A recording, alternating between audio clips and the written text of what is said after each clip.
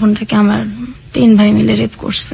যখন ছোট ছিলাম তখন তো আর সবকিছু নাই, কিন্তু যখন বড় হয়েছি ছোটবেলার কথাগুলি আর কি তখন মানে বেশ মনে পড়ছে এবং কষ্টও দিচ্ছে। ছোটবেলা থেকে আমরা শুরু করি, আপনার যতটুকু মনে আছে কোনো সমস্যা নেই। তো আমার এখনো মনে আছে, আমার জ্ঞান হওয়ার পরে থেকে আমার আব্বার অবস্থা সবসময় সচ্ছলই দেখছি।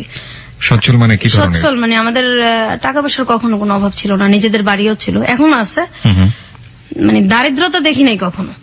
ঢাকা শহরে বাড়ি? হ্যাঁ, আমাদের 4টা বাড়ি ছিল। ঢাকা শহরে 4টা বাড়ি ছিল, এখন একটা আছে। আমার আব্বার আবার ওই যে মানে বিক্রি করার একটা ছিল আর কি। এই বাড়িগুলো উনি কি পৈতৃক সম্পত্তি হিসেবে পেয়েছিলেন নাকি নিজে থেকে করেছিলেন? নিজে এগুলি করছেন। আচ্ছা, নিজে পরিশ্রম দ্বারাই করছেন আর কি। ওই জায়গা জমির ব্যবসা করতো কয়েক বন্ধু মিলে, তারপর সেটা আবার চড়া দামে বিক্রি করতো ওনারা। প্রথমে অল্প দামে কিন্তু পরে আবার চড়া দামে বিক্রি করতো, এইভাবেই আর কি। আচ্ছা। তারপর আমরা 5 ভাই 3 বোন, আমি হচ্ছি 7 নাম্বার, আমার ছোট একটা বোন আছে। আমরা 2 বোন মানে স্কুলে পড়ি একসাথে। তো আমার বোনটা তখন থেকেই আমরা পিঠাপিঠি, 1 বছরের ছোট বড়, কিন্তু আমার বোনটাকে দেখলে এটা মনে হতো না। আমার বোনটাকে আর কি বেশ বড় মনে হতো। তো ওকে বড় মনে হওয়ার পেছনে কারণটা কি? মানে ও মানে মোটা হয়ে গেছিল অনেক ছোটবেলাতে। শরীরে কোনো সমস্যা ছিল? অন্য কোনো সমস্যা? ওর হরমোনের সমস্যা ছিল, এটা তো তখন আমরা বুঝতাম না। আর আমার ফ্যামিলি কখনো ডাক্তারও দেখায় নাই, কিন্তু ওর সাথে আমার মানে বোঝা যেত না যে আমরা দুইজন এত মানে কাছাকাছি যে বয়স, মানে তো অনেক ছোট বড় আর কি। ওকে বড় মনে হতো, আপনাকে ছোট মনে হতো? ওকে অনেক বড় মনে হতো। তারপর আমরা স্কুলে যাইতাম। আমার বাবা টাকার অভাব নাই, কিন্তু আমাদের কখনো ব্যাগই কিনা দেয় নাই। আমরা ব্যাগ ছাড়া বই নিতাম হাতে করে। আপনাদেরকে বই মানে কিনে দিত না? বই মানে স্কুলে তো পড়ি, প্রাইমারি স্কুলে, কিন্তু ব্যাগ যে নিব, বইটা যে নিব, ব্যাগ, সেই ব্যাগ আমাদের কিনা দেয় নাই। আমরা হাতে করে ব্যাগ নিতাম। কারণ আপনার সব সন্তানের প্রতি কি একই রকম আচরণ করতো নাকি? না, আমার ভাইদেরকে অন্যভাবে দেখতাম। আমার ভাইরা তো তখন অনেক বড়, কিন্তু এটা মানে শুরু এই যে বুঝি যে আর কি। আর একসাথে খাওয়াইতে গেলে সবসময় আব্বা মা ছেলেদেরকে পাশে রেখে বসায় খাওয়াইতো। আমরা বসলে আমাদের 2 বোনকে উঠাই দিত। কেন? আপনারা কখনো জিজ্ঞেস করতেন না যে কেন? হ্যাঁ, জিজ্ঞেস করতাম। কি বলতো? কোনো কিছু বলতো না, যে হিংসা করো কেন আমার ছেলেদের সাথে, এটা বলতো মাঝে মাঝে। তারপরে দেখতাম আমরা। আপনার ভাইরা কোনো প্রতিবাদ করতো না যে না বসে থাকো? কখনোই না, এটা তো মানে বাবা মার মতোই ওনারা। তারপর মানুষ টিফিন নিত, আমরা সেই সকালবেলা 2টা বোন যাইতাম। আমাদের আর্থিক অবস্থা ভালো হতো যে আমাদের টিফিন দেওয়া হতো না। আমার ছোট বোনটা ক্লাসরুমে কাঁদতো, আর স্কুলের মাঠে একটা আম গাছ ছিল, খিদে লাগতো খুব। তো আমি গিয়ে সেই মাঠের মধ্যে বসে বসে কাঁদতাম। সবাই খাইতেছে, আমরা 2 বোন খাইতে পারতেছি না, অথচ আমরা কখনো অভাব দেখি নাই।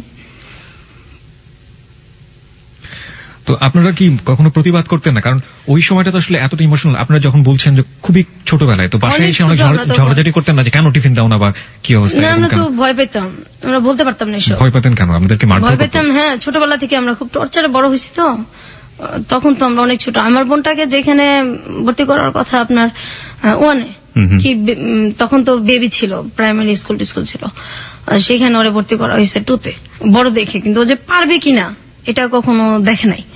ওকে ভর্তি করে দিল, বাস দিল, একদম ধাম করে ক্লাস দিল।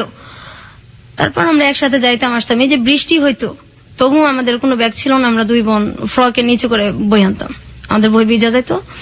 আমরা সে বইটা গ্যাসের চুলায় বসে বসে 2 বোন শুকাইতাম। আমাদের ওই বই ছিল কি হইলো এটা দেখার মতো কেউ ছিল না। আমার বড় বোন ছিল, সেও কখনো আমাদের কেয়ার করে নাই। আর যদি গরিব মানুষদের সাথে খেলতাম, যারা আমাদের চাইতে একটু ছিল, তখনও মার খেতাম, অনেক মার খেতাম। আমাদের সবার সাথে। আপনাদের ভাইদের ক্ষেত্রেও কি একই রকম কিছু? হ্যাঁ, আমার ভাইরাই মারতো, আর ভাইদেরকে ওইভাবে দেখতো না। আপনার ভাইয়ের সাথে আপনার বয়সের ডিফারেন্সটা সেই সময় কতটুকু ছিল বা এখনো? আমার একটা ভাই আছে, সেটা হলো আমার বোধহয় 3 বছরের বড়, আর এরপর তো সবই বড়, অনেক বড়। কত বছরের ডিফারেন্স? যেমন আমি যদি মনে করেন আমি 1-এ পড়ি, তখন তারা 7-এ 6-এ পড়ে, এরকম। আচ্ছা, যাই আমরা আরো সামনের দিকে, গল্পের সামনের দিকে যাই। তো যখন এই মারধরগুলো করতো, আপনারা বাবা কিংবা মাকে নিশ্চয়ই বলতেন? ওনাদের সামনেই মারতো, সামনে তো একসাথেই তো সামনেই মারতো, কখনো কিছু বলতো না। মারার জন্য কোনো কারণ না? এই যে খেলতেছি গরিবদের সাথে মারতেছে, বা এই সারাক্ষণ তো মানে এটা করো ওইটা করো, আমাদের 2 সেকেন্ডের জন্য দুইটা বোনরে আমাদের মানে বসতে দিত না।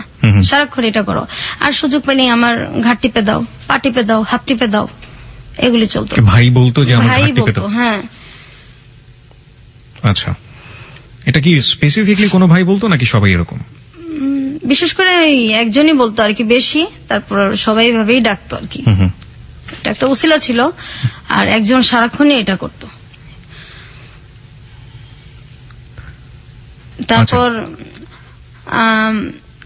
আমি যখন ক্লাস 2-তে পড়ি,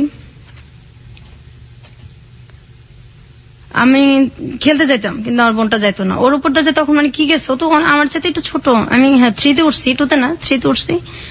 আমার বোনটাকে আমি কখনো খেলতে নিতে পারতাম না। আমি কেন নিতে পারতেন না? আমি মানে ও যাইতো না, আর খুব কথা কম বলতো, অনেক কথা কম বলতো। এমনি চুপচাপ, কিন্তু হঠাৎ করে খুব চুপচাপ হয়ে গেছে। আমরা দুইটা বোন একসাথে শুই, একসাথে বড় হয়েছি আমরা, কিন্তু ওই সময়টা আমার মনে পড়ে এখনো যে ওরে আমি বাইরে হঠাৎ করে নিতে পারতাম না। আপনার ভাই বোনকে একই সাথে খেলাধুলা করেছেন কখনো? না না, আমি আর আমার এই ছোট বোনটা একসাথেই থাকতাম, একসাথেই খেলতাম আমরা দুজন, তো পিঠাপিঠি। তারপর আমি খেলতে যাইতাম, আমার বোনটা দূরে থেকে দেখতো, কিন্তু ও যাইতো না, ওরে আমি নিতে পারতাম না, জিজ্ঞাসা করলে কিছু বলতো না। পরে এক সময় আমি বুঝতে পারি আমার বোনটাকে আমার 3 ভাই মিলে রেপ করছে। ওকে, আপনি এটা বুঝলেন, আপনি মানে কখন কিভাবে আপনি এটা বুঝলেন, এবং কত বছর বয়স তখন আপনার? আমি তখন ক্লাস 3-তে পড়ি, 4-এ পড়ি। তখন তো কোনো মেয়ের একটা রেপ সম্পর্কে আইডিয়া থাকা উচিত না, বা জানেই না ব্যাপারটা। আপনি তো পরবর্তীতে বড় হয়ে এটা জিনিসটাকে বড় মূল্যায়ন হয়ে তো করেছেন, জিনিসটা আমি জানতাম, কিন্তু আপনি তখন কি দেখলেন আসলে? আমার বোন চুপচাপ হয়ে গেছে, আর শুধু বলতো যে আমার ওই জায়গাটা ব্যথা করে, এটাও আমার শরীরের একটা, আচ্ছা ঠিক আছে, আমার এই জায়গাটা ব্যথা করে। তো আমি তো এই জিনিসটা বুঝতাম না, তো বড় হওয়ার পরে বুঝতে পারছি। তো আপনি তাকে জিজ্ঞেস করেছিলেন যে কে এই কাজটা করেছে? হ্যাঁ, ও এটা আমাকে বলছে। আপনি তখন কি করলেন এটা জানার পর? এটা জানার পর আমি আমার বড় বোনকে বলছি। বড় বোন কি বলল? বিশ্বাস করে নাই, কোনো পাত্তা দেয় নাই কেউ ফ্যামিলিতে। এবং পরবর্তীতে এগুলির শিকার আমিও হয়েছি। এইভাবে আমার বোনটা যখন ওর 10 বছর, এর মধ্যে ও বেশ কয়েকবার রেপের শিকার হয়েছে আমার ভাইদের। এটা ও কি করতো এই ধরনের ঘটনা ঘটার পরে? আপনি আপনার পরিবারকে বলেননি, আপনি বড় বোনকে বলার পরে আপনি আমার বাবা মাকে বলেননি? তখন তো আমিও ছোট, জিনিসগুলোতে আমি বড় হওয়ার পরে মানে বেশি বুঝতে পারছি, আমিও তো তখন ছোট। একবার আমি মানে আমার বাবা মাকে বলছি জিনিসটা, আমি নিজেও বুঝি না, যতটুকু বুঝছি আর কি। তো বলছে তোমাদের জন্য কি আমার ছেলে বের করে দেবো, আমার ছেলেদের সাথে হিংসা করে, এই জন্য এরকম কথা বলো, আজে বাজে কথা বানায় বলো। বিশ্বাস করতো না, আর কিন্তু তারা শুনতেই চেত না, আমাদেরকে তো পছন্দই করতো না। হয়তো কেন এমন করতে জানি না, আমার তো আপন বাবা মা, আর ভাই বোন তো সবাই আপন। ওই সময় আমাদের পাশে কেউই ছিল না, আমরা 2 বোন একসাথে বড় হয়েছি, অনেক কষ্ট করে বড় হয়েছি, পাশে কেউ ছিল না। তারপর আমার বোনটা এরকম হইতে হইতে কথা বন্ধ করে দিল আস্তে আস্তে, একদমই যখন কথা বন্ধ করে দিত তখন বন্ধই থাকতো কথা। কতদিন বন্ধ থাকতো? 2 মাস 3 মাস বন্ধ থাকতো কথা। অনেক মারলেও কথা বলতো না, কারোর সাথে কথা বলতো না, কারোর সাথে কথা বলতো না। আবার যখন বলতো তখন হয়তো কিছুদিন বলতো, এরপর আবার বন্ধ। তারপর ও হঠাৎ করে বিছানায় প্রস্রাব করতো, এটা ওর একদম আগে ছিল না, তারপর হঠাৎ করে এটা হয়েছে। ওর যে মানে ডাক্তার দেখানো দরকার সেটা কেউ দেখাইতেছে না। তারপর ও চিল্লাচিল্লি করতো, খুব কষ্টে চিল্লাইতো, এগুলি বলতো। সেটার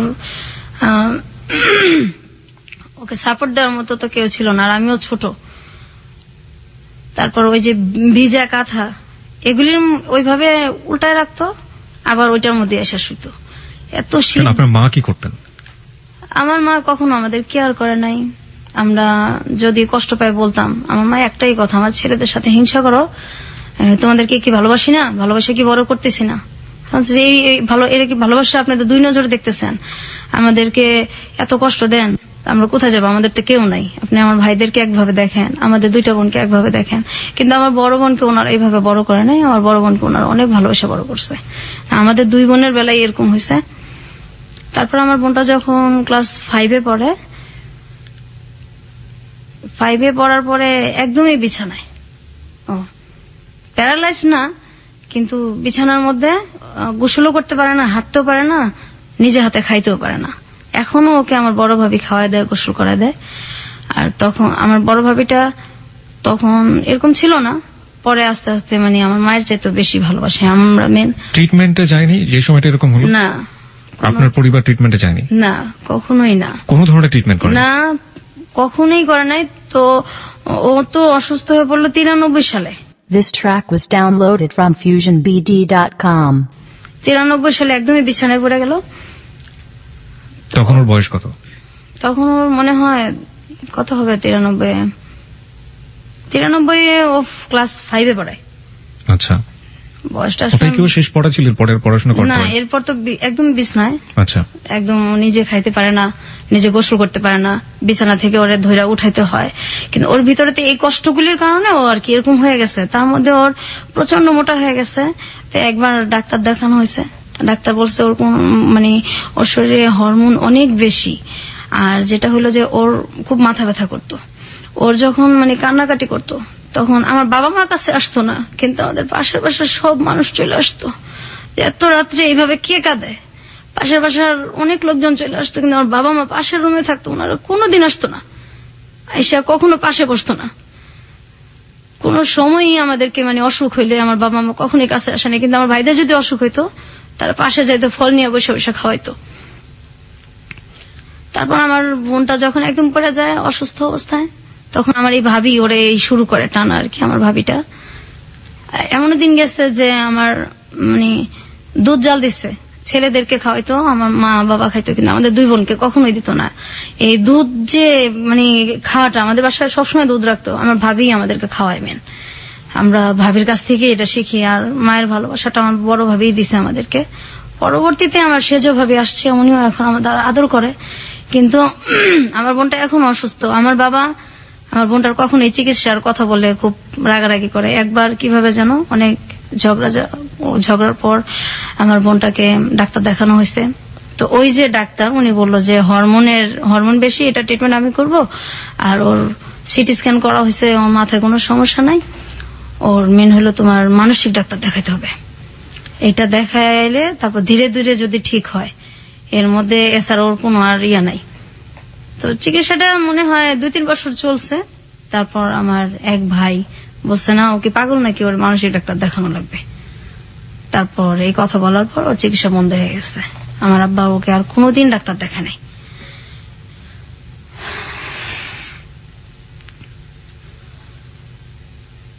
তারপর ও এখনো যদি মাথা ব্যথা করে, এখনো কথা বলে না, 2 মাস 3 মাস কথা বন্ধই থাকে। ওর বয়স কত এখন? এখন ওর বয়স তো আমার 2 বছরের ছোট, ওর 28-27 এরকম চলে। ঈদ আসলে নতুন কাপড় ওরে দেওয়া যায় না, পড়ে না? না। ও কি করে? ও মানুষের সাথে কথা মানে মানুষকে দেখলে ও কি করে? খুব ভয় পায়। আত্মীয় স্বজন বাড়িতে আসলে ও বাথরুমে গিয়ে লুকায় থাকে, ঘন্টার পর ঘন্টা বের হয়। আপনি বলছিলেন যে আপনি ফার্স্ট টাইম জানলেন যখন আপনি ক্লাস 4 এ পড়েন, তখন সে তার ভাইদের দ্বারা রেপ। এবং এটা কি ওই একবারই ছিল নাকি পরবর্তীতে না, আরো হয়েছে? ওকে অনেকবারই করা হয়েছে রেপটা। আমরা এই গল্পে ফিরবো, তবে তার আগে একটা বিরতি আছে। বিরতির পর শ্রোতা যারা শুনছেন তাদের উদ্দেশ্যে আমরা বলতে চাই, আমরা ফিরে আসছি আজকের হ্যালো 8920 গল্পতে। এবং সবকিছু আসলে জীবনের গল্প, জীবনে সবকিছুই সম্ভব, এবং যা হয়েছে আজকে তা আসলে অসম্ভবের চেয়ে অসম্ভব। এই অসম্ভব গল্প আপনাকে শেষ পর্যন্ত আমরা বলতে চাই, এবং বলার পর এটা আসলে একটা মেসেজ। আমাদের পরিবারে নারীরা কিভাবে নির্যাতিত হন নিজের মানুষের দ্বারা, নিজের একেবারে রক্তের সম্পর্কের মানুষের দ্বারা, সেখানেও যে আসলে নারীরা অনেক সময় নিরাপদ না, সেটাই আমরা আজকের গল্পে তুলে ধরার চেষ্টা করছি। আমরা ফিরবো বিরতির পর, আশা করছি আমাদের সঙ্গেই থাকবেন। আরেকবার নাম্বারটি মনে করে দিতে চাই, 91156689115668। এটা হচ্ছে আমাদের নাম্বার, এখানে ফোন করতে পারেন আপনি। ফোন করার পর আপনি আপনার নাম এবং সেল নাম্বারটি বলবেন, তারপর আপনার যা বলার আছে আপনি বলবেন। এছাড়া ফেসবুকে আমাদের একটি পেজ রয়েছে, সেখানেও আপনি যোগ দিতে পারেন, আপনার অভিমত জানাতে পারেন। ফেসবুক পেজটি হচ্ছে facebook.com/hello8920। হ্যালো বানানে W নেই।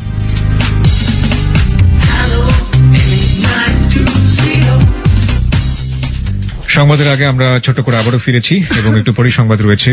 আমার মনে হয় যে আপনি বোধহয় একটু নার্ভাস ফিল করছেন বিথি। আসলে কি একটু নার্ভাস?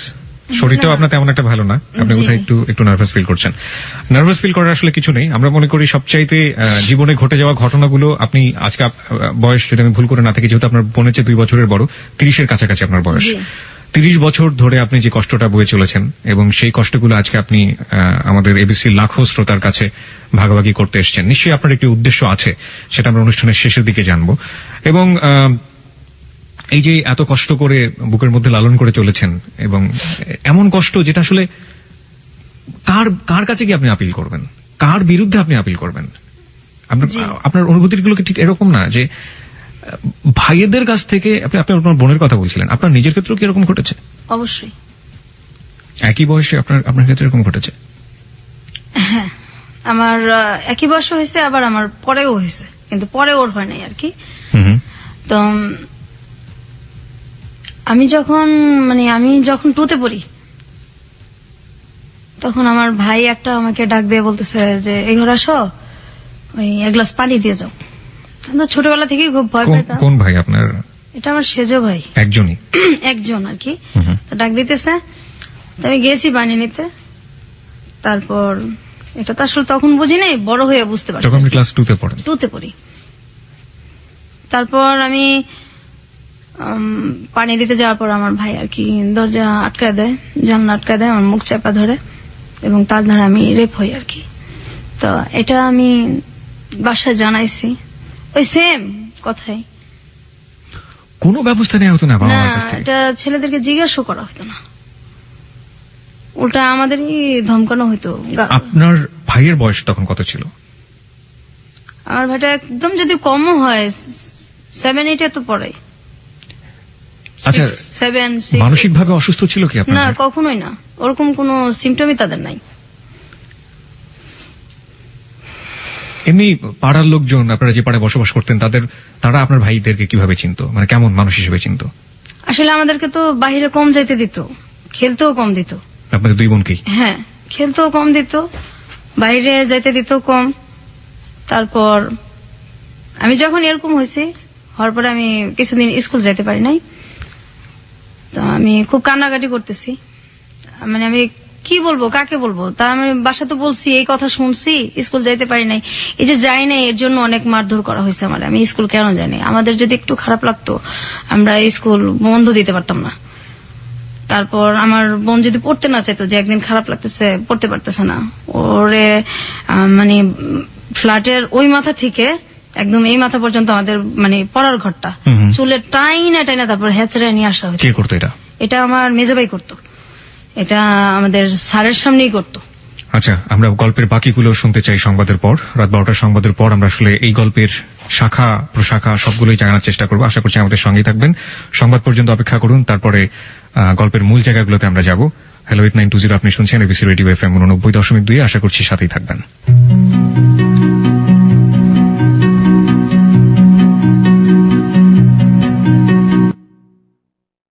এই গানে বন্ধু শারমিনের সাথে লা ক্লাসিকে প্রতি সোমবার দুপুর 12টার খবরের পর শুধুই এবিসি রেডিওতে।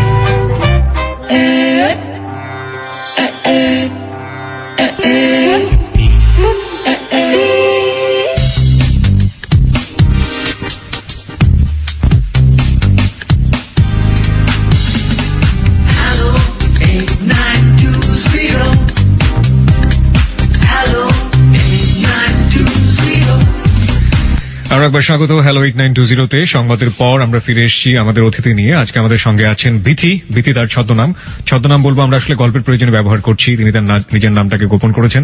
এবং আমরা আরো একবার বলে নিতে চাই, আজকের এই গল্পটি একটি বাস্তব গল্প, জীবনে ঘটে যাওয়া গল্প। এবং আমরা মনে করি যে কোনো সেটা সমস্যাই থেকে যায় যদি সেটা গোপন রাখা হয়। এবং আসলে আমি বিথিকে শেষের দিকে জানতে চাইবো যে আসলে 30 বছর ধরে যে দুঃখটা আপনি গোপন করে রেখেছেন, সেটা আপনি কেন আজকে আমাদের সাথে শেয়ার করতে আসলেন? এবং শেয়ার করলে যেটা সমাধান হয়ে যাবে ঠিক তা না, তারপরেও তিনি আমাদের কাছে এসেছেন, কারণ আমরা বিশ্বাস করি হ্যালো 8920 হচ্ছে মন খুলে কথা বলার প্ল্যাটফর্ম। জীবনের যে কোনো গল্প সেখানে বলা যেতে পারে। বিথি, আমরা সংবাদের বিরতিতে যাওয়ার আগে আপনার কাছ থেকে জানছিলাম যে কিভাবে আপনারা ফ্যামিলিতে অ্যাবিউজ হয়েছেন এবং আপনার ভাইরা যেটা করেছে, এবং আপনার বাবা মা সেখানে কোনো ধরনের কোনো ভূমিকাই নেয়নি। আপনি আপনার বোনের কথা বলছিলেন, আপনার বোন। তা আমার বোন তো এই যে এরকম হলো, তারপর আমার বাবা মা তো কোনো কেয়ারই নাই, অসুস্থ হয়ে পড়লো। কিছুদিন ওর চিকিৎসা চলার পর আমার ভাইটা যখন বললো, তখন তো চিকিৎসা বন্ধ হয়ে গেছে। বন্ধ হয়ে যাওয়ার পরে তো মানে আমিও এটা নিয়ে অনেক ঝগড়া করছি, আমার ভাবিরাও করছে, এবং আমার যে বড় ভাইটার পরে যে মানে আমার যে সেজো ভাইটা, ওই ভাবিটার দেশের বাড়ি হচ্ছে চাঁদপুর, জি। ওনার 2টা বাচ্চা আছে। ওনার হাজবেন্ড আমাদের সাথে সেম কাজটাই করছে। আমার ওই ভাইটা তখন 9-এ পড়ে, ও তখন বড়। আর হাজবেন্ড মানে হচ্ছে আপনার ভাইয়ের বাইরেও?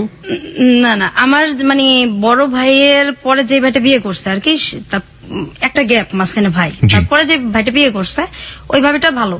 ওই ভাবিটার হাজবেন্ড যেরকম করছে সেই ভাবিটাও জানে। আচ্ছা আচ্ছা। উনি আমাদেরকে বেশ সাপোর্টও দিছে। উনি ওনার হাজবেন্ডকে কখনো জিজ্ঞেস করেছেন আপনার জানার মতে যে তুমি এই ধরনের কাজ কেন করেছো? না, এটা বলতে সাহস পায় না, খুব ভয় পায় ভাবি। ওনারা কি মারধর করেন বউদেরকে? না, ওরকম তো কখনো দেখি নাই। আর এমনি খুব ভালোবাসে, ভাবির সাথে কখনো খুব একটা লাগালাগি হয় না, ও বাচ্চাদের নিয়েই হয় আর কি। আচ্ছা।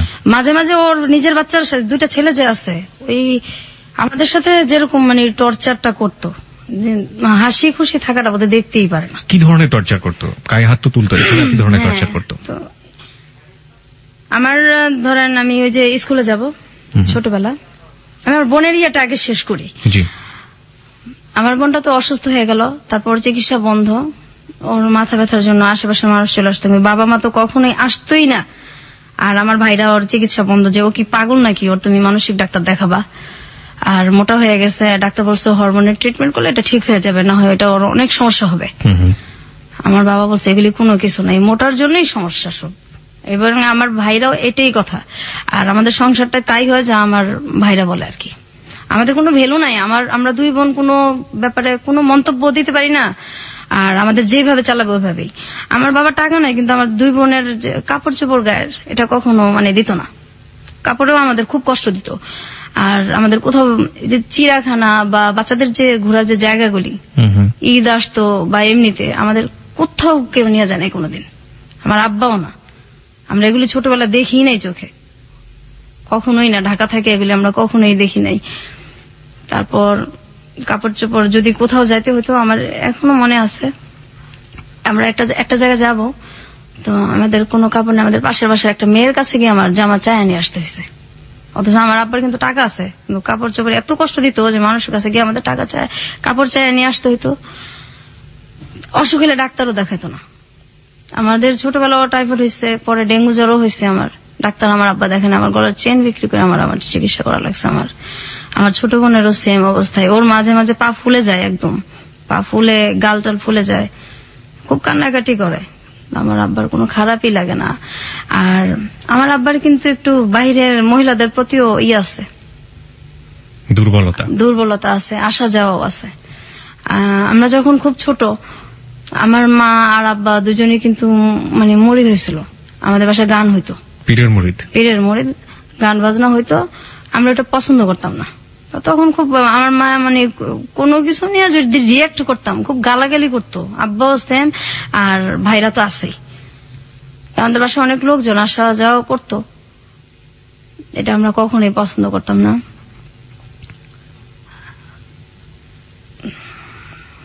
খুব বেশি ইমোশনাল হয়ে গেলে আপনি গল্পের সামনের দিকে যেতে পারবেন, এবং আমি যতদূর জানি যে আপনি শারীরিকভাবে অসুস্থ, সুতরাং আমার মনে হয় একটু কন্ট্রোল করে আপনাকে বলতে হবে। আমি আর আমার ছোট বোন, আমার বোনটা যখন 6-এ পড়ার বয়স, ওর তো 5-এ পড়া আর যাইতে পারলো না, একদম অফ। এর মাঝে তো আমি আগেই বলছি যে আমিও রেপ হয়েছি।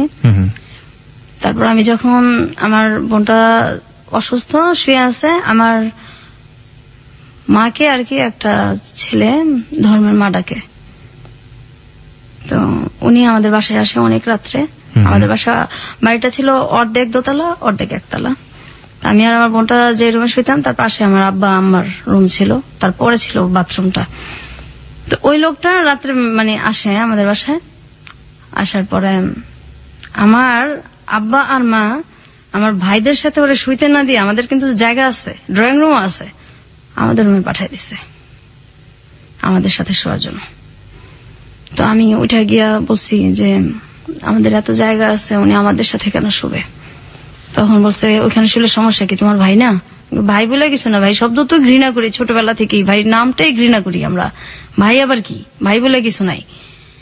তারপর ওই লোকরা আমাদের সাথে শোবে। পরে আমরা কি করবো, আমরা 2 বোন সারা রাত একসাথে না ঘুমায় বসে আছি, আর ওই লোকটা আমাদের বিছানার মধ্যে শুয়ে আছে।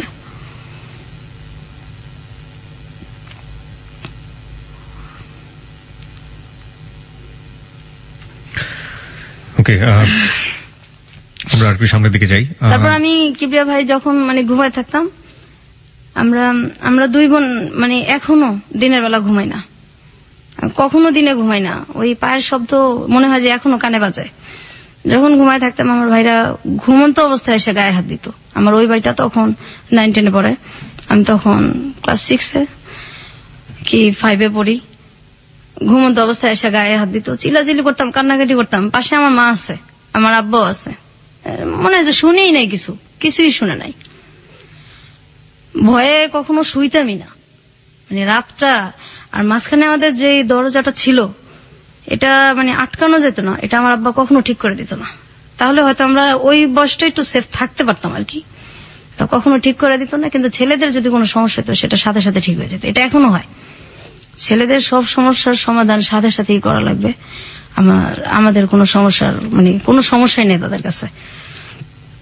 ঈদ আসলে আমার আব্বা মা আমার ভাইদেরকে ডাক দিয়ে তাদের পাশে বসে খাওয়ায় না। আমরা যদি দুই বোন পাশে গিয়ে বসি, আমাদের উঠায় দেয়, তুমি ওঠো, ও এখানে বসবো, ও এখানে বসবো। আমার ভাইদের কথা বলে, কিন্তু আমাদেরকে বসতে দেয় না। আমাদেরকে তখন কষ্ট হয় না।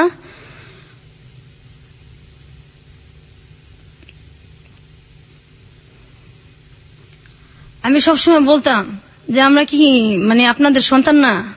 আর আমরা দুই বোন খুব মানে তখন থেকেই কল্পনা প্রবণ হয়ে পড়ি যে কত মানুষ যায় রাস্তা দিয়া, যদি ওই লোকটা এসে বলতো যে আমি তোমাদের বাবা, তোমাদের রাস্তায় ফালাই গেছি, তো তোমরা হারাই গেছিলা, ওরা তোমাদের পাইছে। আমরা সবসময় এই জিনিসটা ভাবতাম, যদি কেউ এরকম আসতো।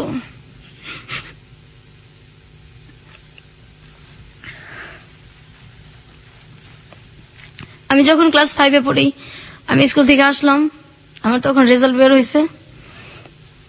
আমি বাসায় এসে দেখি আমার যে বড় ভাইটা, আমার বড় ভাইটার বয়স তখন সম্ভবত 30-35 কাছাকাছি। আমি তখন ক্লাস 5 পরীক্ষা দিয়ে আসলাম, ফাইনাল রেজাল্ট নিয়ে আসছি বাসায়।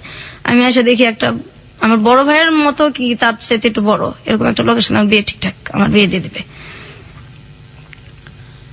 মানে আমি তো খুব কান্নাকাটি করতেছি, আমার ছোট বোন, আমরা অনেক কান্নাকাটি করতেছি। আমার দুইটা মামাতো ভাই, ওরা বলতেছে এটা কেমন কথা, এত বয়স্ক লোকের সাথে আর ও পড়ে, কিসের অভাবটা কি যে ওরা বিয়ে দিয়ে দিবে। আমি আমার বাবার পায়ে ধরে কান্নাকাটি করছি, আমার বিয়ে দেন না, আমার পড়ান, আমি যখন বড় হব আমি আমার পড়ার খরচগুলি আপনারা আমি দিয়ে দিব, তো আমার বিয়ে দেন, আমি পড়তে চাই।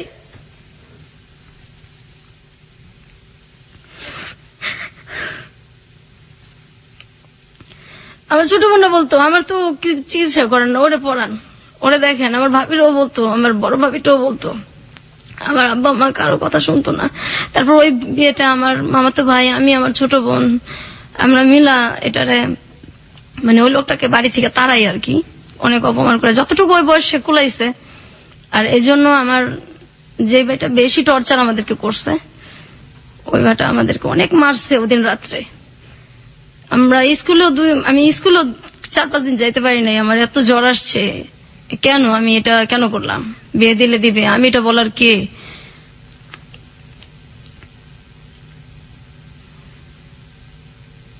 তারপর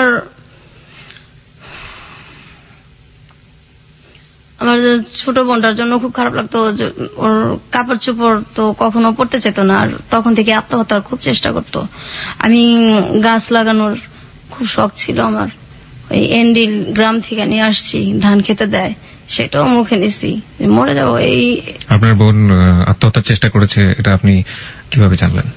হ্যাঁ, একদিন ওই ইঁদুরের বিষ আনা হয়েছে আমাদের বাসায়, তো সেটা পাওয়া যাইতেছে না।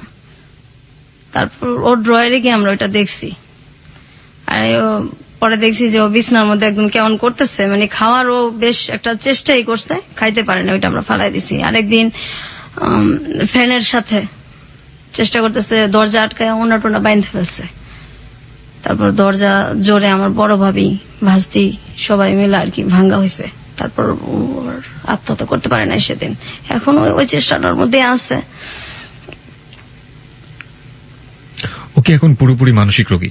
একদম মানসিক রোগী। ও মানুষ দেখলে ভয় পায়। কি করে মানুষ দেখলে? এই যে বাথরুমে ঢুকে যায়, তারপর এত গরম, এই গরমের মধ্যে কাঁথা মোড়া দিয়ে শুয়ে থাকে।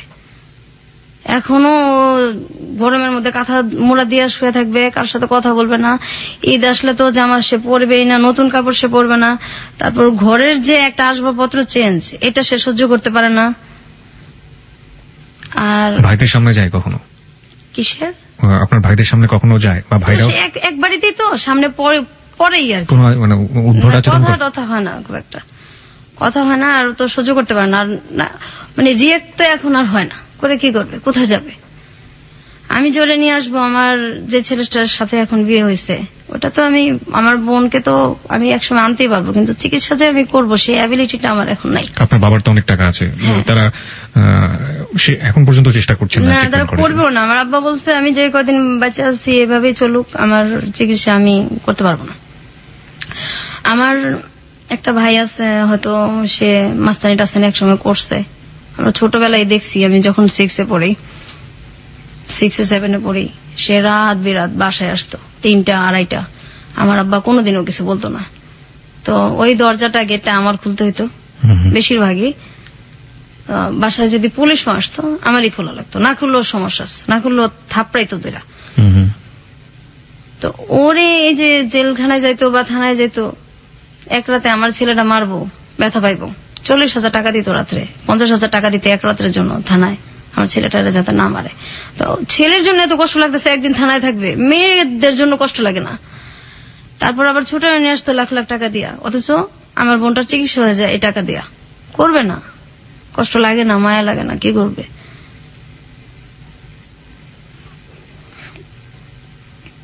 আমার মাও এরকমই ছিল, মা বাবা দুইজনই ছেলেদের প্রতি দুর্বল। আপনি সর্বশেষ এই দুর্ঘটনার শিকার হয়েছেন কত বছর আমি বয়সে? তখন ক্লাস 8-এ পড়ি। ক্লাস 8 পর্যন্ত আপনাকে এই দুর্ঘটনা সহ্য করতে হয়েছে। আপনার মা তখন বেঁচে ছিলেন? হ্যাঁ, আমার মা মারা গেছে যে 4 বছর হয়েছে। ক্লাস 8-এ যখন আপনার লাস্ট এই ঘটনাটা ঘটলো, আপনি আপনার মাকে বলেছিলেন? হ্যাঁ, বলছি। মা কি বলেছিল? তুমি মিথ্যা কথা বলো, সারা জীবন আমার এই ছেলে নামে এসব বদনাম করো, ওকে বেশি ভালোবাসি, সহ্য করতে পারো না, এগুলো কি বলো? তারপর আমার আব্বার ওইখানে গেছে, আমি তো কাঁদতেছি। তারপর গেছে, যাওয়ার পরে একটু পরে দেখি আমার আব্বাও খুব চিল্লাচিল্লি করতেছে। কি আমি কি 2 মেয়ের জন্য কি এসব কথা কয়? আমার 2 মেয়ের জন্য কি আমি আমার ছেলেদেরকে বাসা থেকে বাইর করে দিব নাকি? আপনার বাড়ির আশেপাশের লোকজন জানতো না এই ধরনের ঘটনাগুলো ঘটে? না। আপনার কখনো মনে হয়নি আপনি পুলিশে যাবেন, পুলিশে গিয়ে বলবেন? হ্যাঁ, এরকম মনে হইতো, কিন্তু যখন মনে হইতো যে বললাম ঠিক আছে ধরে নিল, বের হবে, বের হয়ে আমাকে যখন কিছু করবে, তখন আমি কোথায় যাব? আমার তো যাওয়ার জায়গা নাই, আমি যাব কোথায়? আমার বাবা মাই তো আমার নাই, তো আমি এখানে কোথায় যাব? কোনো জায়গায় তো নেই যাওয়ার। তারা মাঝে মাঝে বলতাম আমাদেরকে মাইরা ফেলেন বিষ খাওয়া। ধরেন আমি রেডি হইতেছি স্কুলে যাব, ওই সময় আমার ভাইটাকে বলতেছে, ম্যাক্সিমামই কি করতো আমাদেরকে, যেগুলো আমরা ছবিতে দেখি, ওই আমার হাত টিপা দাও, পাও টিপা দাও, মাথাটা টিপা দাও। তো যাইতে যাইতাম না। আমার মাই বলতো, এই ডাক্তারছে যাস না কে, বড় ভাইটাকে যাস না কে, যাইতে যাইতাম না। তখন রাগারাগ করতাম, কিন্তু লাভ হইতো না, মারি খেতাম, অনেক ভয়ে চলে যেতাম। তারপরে একদিন এরকম হয়েছে, স্কুলে যাব, ওই সময় আমার ভাই, আমি ড্রেস পরা আর মাত্র 8 ঘন্টা আছে আমার স্কুলের সময়, তখন ডাক দিয়া বলতেছে হাত পাত। তো আমি হাত পাইতে দাঁড়াই আছি। তারপর আমার ভাই কমলা খাইতেছে আর খোসাগুলি আমার হাতে দিতেছে। আমি তো দাঁড়াই দিছি যে দেরি হইলে ওদিকে ম্যাডামের মার খাবো স্কুলে, আর কিছু বলতেও পারতেছি না। এটা আমার মা তখন পাশেই, আমার ভাইয়ের পাশেই আমার মা খাটে বসে আছে। আমি বলতেছি আমি কি স্কুলে যাবো না?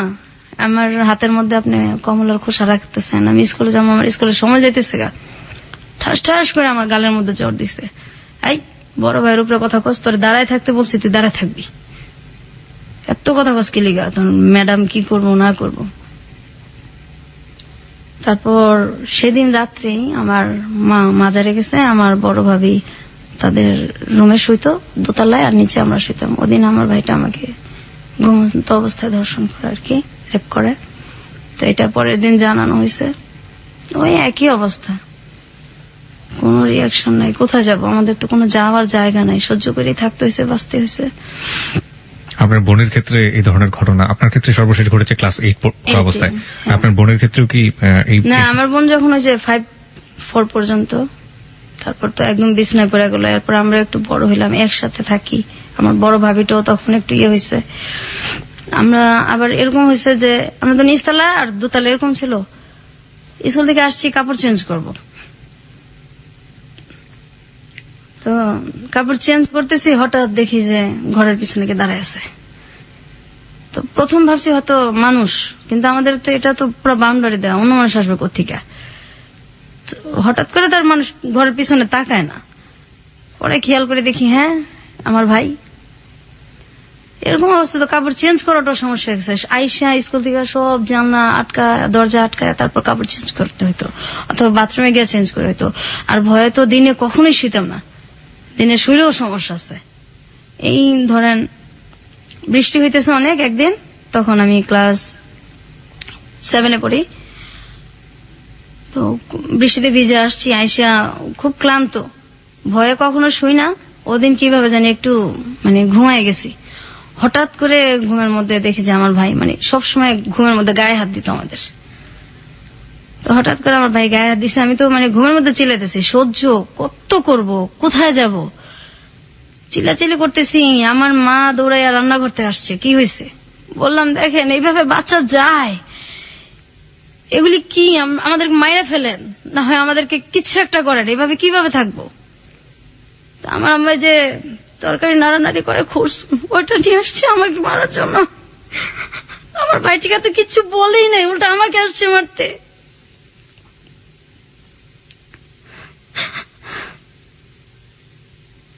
This track was downloaded from FusionBD.com.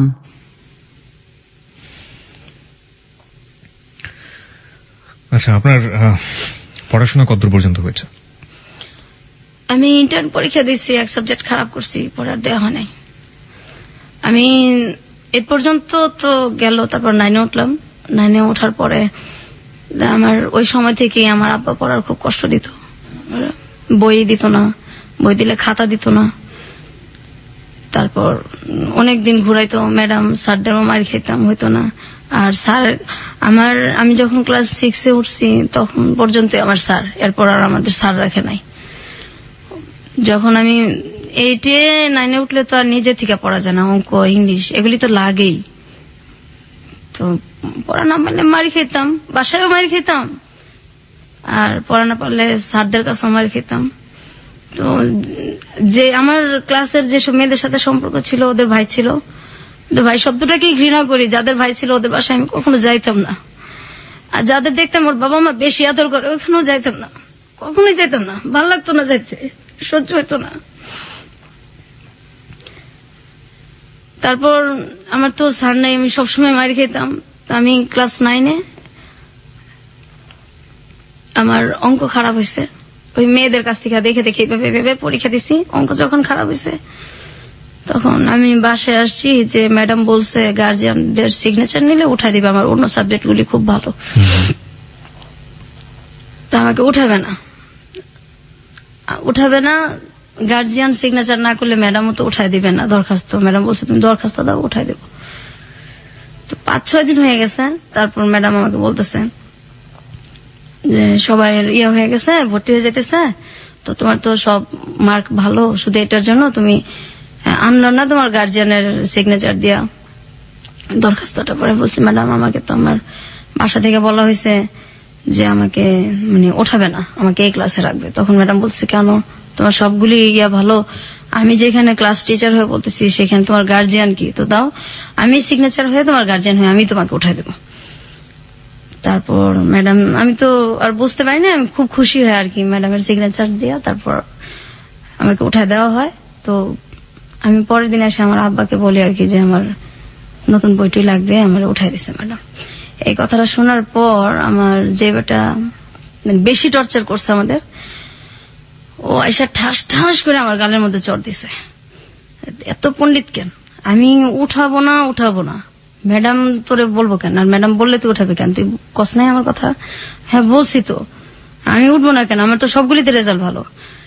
আমাকে কিবরিয়া ভাই এত মারছে, আমি মনে 10-12 দিন আমার জ্বর ছিল। আমার আব্বা কিচ্ছু বলে নাই, মাও কিচ্ছু বলে নাই, আর বলার তার কেউ নাই। তারপর তো স্কুলে গেছি আসছি, তো ওই এক সাবজেক্ট আমার সবসময় খারাপ হইতো। আমি যখন পরীক্ষা দিব তখন 99 সাল, আমার সাথে সবাই পরীক্ষা দিতেছে, আমাকে দেওয়া হবে না পরীক্ষা, যে এটারে পরীক্ষা দেওয়া না, এটা 1 বছর ঠিকই রাখবো, এটা পরীক্ষা দেওয়া না। আমি অনেক কান্নাকাটি করছি, পরীক্ষা দেওয়া না। তখন 2000 সালে আমার যেটা বড়, ও বলতেছে না পরীক্ষা না দেওয়ালে কিভাবে হইব, সবাই দিতেছে। ও বলতেছে যে এখন তো সময় নাই, ওটা মানে রেজিস্ট্রেশন হয়ে গেছে। তো ও আমার দেখেন যেভাবেই হোক আমি পরীক্ষা দিব, আমি পড়বো। তারপর আমার তো ম্যাট্রিকের সব বই আছে, আমি পড়তেছি। হঠাৎ করে যখন ওই রেজিস্ট্রেশন মানে আমার করতে হবে, তখন আমি গেছি। যার পর আমি গিয়া দেখি যে এটা একটা মাদ্রাসা। কারণ আমি তো আরবি কিছু পারি না। তা আমি বলছি আপনি ঠিক করলেন এসএসসি আর এখানে তো দেখি আমি মাদ্রাসা, এখন আমি কিভাবে পরীক্ষা দিব? না এইভাবেই দিতে হবে। আমি এইভাবে কিভাবে দিব? আমি তো ফেলই করব, আমি এগুলি কিছুই পারি না, আমি কিভাবে দিব? তারপরেও আমি যে যদি না দেই আমাকে তো আর দেওয়া হবে না, আমি সাহস করে আমি পরীক্ষা দিছি। তো কিভাবে দিছি, আমি যেখান থেকে পরীক্ষা দিছি মুন্সিগঞ্জ থেকে, ওইখানে আমি আর্থিক অবস্থা দেখছি যে সবকিছু যারা আসছে এদের মধ্যে আমার মানে মোটামুটি আমি সচ্ছল আর কি সবচেয়ে। তো সবার এরকম অবস্থা ছিল যে আমি সবচেয়ে গরিব, কারণ আমার আব্বা তো কাপড় চোপড় দিত না আমাদের। তা আমার 2-3টা জামা নিয়ে গেছিলাম আর 1 জোড়া শুধু জুতা নিয়ে গেছিলাম। তো সেই জুতাটা ছিঁড়া যায় আর এটা আমি ঠিক করতে পারি না। তা আমার একটা ভাই একদিন যেটা আমাকে পরীক্ষাটা দেওয়াইলো, ওরা আমি বলছি আপনার কাছে টাকা আছে, আমার একজন স্যান্ডেল কিনা দেন, তুমি পরীক্ষা দেওয়ার সমস্যা হবে। তখন আমার 3টা পরীক্ষা হয়েছে। আচ্ছা না এইভাবেই দিতে হবে, সিরাটা পরে পরে ল্যাংড়া ল্যাংড়া যাবি পরীক্ষা দিতে, টাকা দিতে পারবো না। আব্বা আমার কাছে টাকা দিছে, এগুলি আমার, এগুলি তোর স্যান্ডেল কিনা দেওয়ার জন্য দেয় নাই। এখন কি করবো, আমার তো স্যান্ডেল নাই। আমি স্যান্ডেল রাইখা আমি খালি পেয়ে গেছি পরীক্ষা দিতে। ম্যাজিস্ট্রেট আমাকে বলতেছে যে তুমি খালি পেয়ে আসছো কেন, যে ফকির সেও তো স্যান্ডেল পরে আসে, পরীক্ষা দিতে আসছো, ভদ্রতা জানো না? পরে বলছি স্যার আমি তো মানে আমার স্যান্ডেল তো ছিঁড়ে গেছে, এর জন্য তো আমি স্যান্ডেল পরে আসতে পারিনি। ওই পরীক্ষাটা আমি দিছি, পরের দিনও আমি সেম ভাবেই গেছি। তখন ম্যাজিস্ট্রেট আমার সাথে খুব খারাপ ব্যবহার করছে, যে এটা কি তুমি স্যান্ডেল পরে আসবা না, পরীক্ষা দিতে আসছো, এটা কোনো কথা হইলো? আমি খুব কান্নাকাটি করছি। তারপর আমি অন্য মানুষের কাছে চাইয়া, তারপর মানুষের কাছ থেকে স্যান্ডেল চাইয়া নিয়ে আমি পরীক্ষা দিছি। আমার ওইখানে জামার অনেক কষ্ট করছি আমি, আমার বাসা থেকে কেউ যায় নাই, আর আমি একা অজানা অচেনা একটা গ্রামে, আমি একদম একা, কাউরে আমি চিনি না, শুধু পরীক্ষা দিয়ে যে বাসাটা থাকা এদের সাথে পরিচয় যে হয়েছে, আর কাউরে চিনি না, কিছু চিনি না আমি। তো আমার বাসা থেকে কেউ যায় না বিধায় গার্জিয়ান না গেলে তো কোথাও কারো ভ্যালুই থাকে না। 7 দিন একাধারে শুধু ডাল দিয়ে ভাত খাওয়াইছে, আমার অনেক কষ্ট হয়েছে। আমার গার্জিয়ান নাই দেখে ওরা যেখানে জুতা রাখতো তার পাশে আমার শুইতে দিছে, আমি সেইখানে শুয়েছি, তবু আমি পরীক্ষা দেব। ওদের জুতার সাইডে আমি শুয়েছি, আর ওরা সবাই ঘাটে শুয়েছে। অন্য যেসব মেয়েদের গার্জিয়ান যেত ওদেরকে ভালো জায়গায় থাকতে দিচ্ছে, শুইতে দিচ্ছে। আমার গার্জিয়ান জানে আমার ভ্যালু নাই, আমার ওইখানে কেউ আমার দেখতে যায় নাই, কখনোই যায় নাই। ওদের স্যান্ডেলের জায়গায় আমি শুয়ে শুয়ে পরীক্ষা দিছি আর কাঁদছি। তারপর আমি পাশ করছি। আমি বলছি আব্বা আমি কিন্তু পড়বো, আমার আপনি কষ্ট করে পড়াবেন, আমি পড়বো। বলছে ঠিক আছে পড়ো। আমি খুব খুশি, কিন্তু আমার কলেজে ভর্তি করে না, কলেজে ভর্তি হওয়ার টাকাও দেয় না। আমি অনেক কষ্ট করে সব জায়গায় ভর্তির ডেট শেষ, অনেক কান্নাকাটি করে আমার আব্বুর কাছে, অনেক পায়ে ধইরা তারপর আমি ভর্তি হয়েছি। ভর্তি হওয়ার পর এখন আমার বই কিনা দেয় না, বই ছাড়া কিভাবে পড়বো? তারপরে অনেক কষ্ট করে পড়তেছি। যখন সবাই চলে যেত, ছুটি হয়ে যেত, ক্লাস যার যার এক এক সময় এক একজনের ক্লাস শেষ, যখন পুরা কলেজটা ফাঁকা হয়ে যেত, তখন আমি লাইব্রেরিতে যাইতাম। লাইব্রেরি স্যারের হাত ধরে কাঁদতাম যে স্যার আমি খুব গরিব মানুষ, সব শেষ হয়ে গেলে আমার আপনি একটু নোট করতে দিবেন, আমার তো বই নেই। আমার তখন মাত্র 6টা বই ছিল।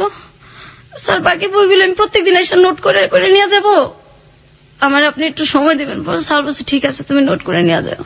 সবাই চলে যেত, তারপর আমি সন্ধ্যার সময় বাসায় আসতাম, এই নোট করে করে আমি পরীক্ষা দিছি। আমি একটা সাবজেক্ট খারাপ করছি, আমি অনেক কান্নাকাটি করছি, পরে আমার আর পরীক্ষাই দেওয়া নেই আমার আব্বা।